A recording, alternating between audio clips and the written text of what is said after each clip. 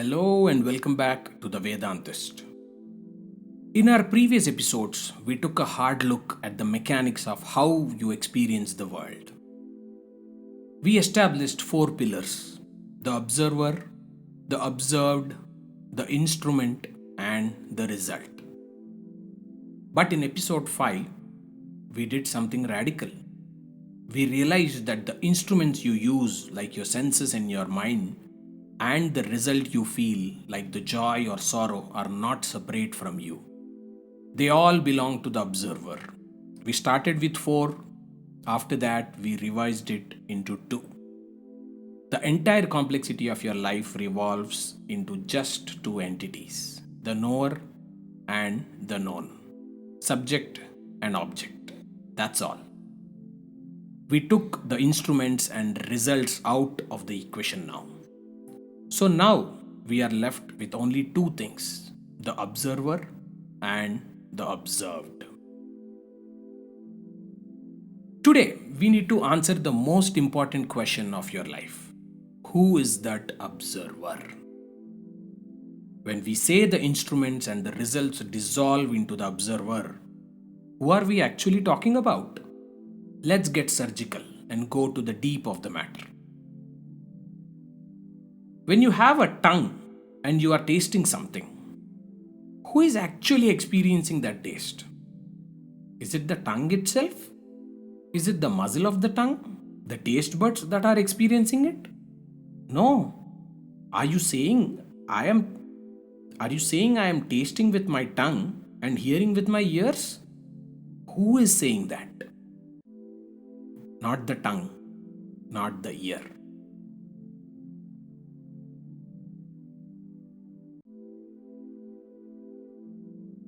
Is it the tongue itself? Is it the muscle of the tongue? The taste buds that are experiencing it? No. Are you saying I am tasting with my tongue and hearing with my ears? Who is saying that? Not the tongue, not the ear. Your tongue is just a moving muscle with nerve endings. Your ears are just vibrating drums. Your eyes are just lenses. They are blind and deaf without you.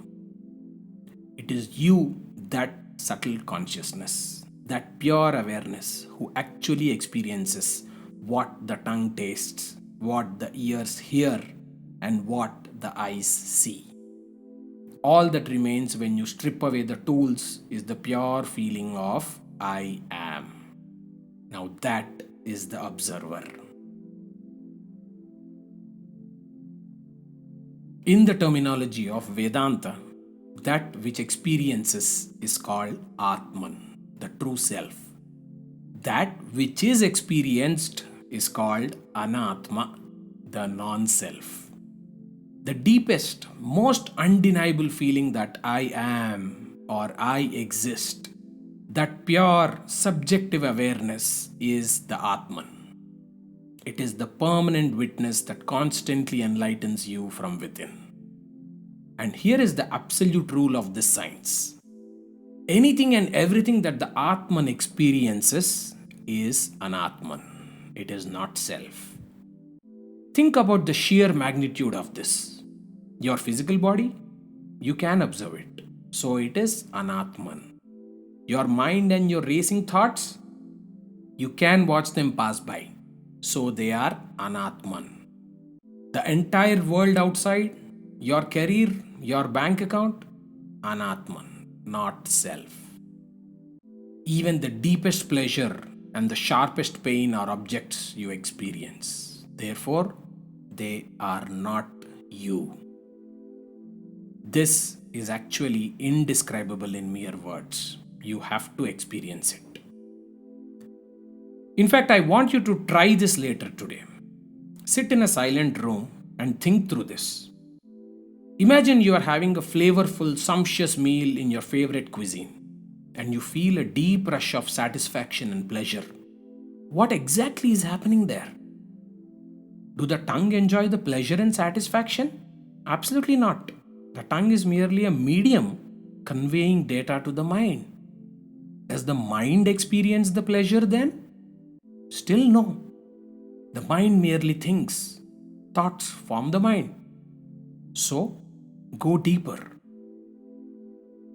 Think of who is that experiencer who is actually experiencing a transaction.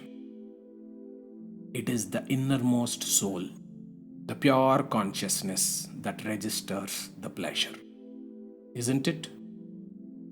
That innermost soul is the Atman, which is the true self.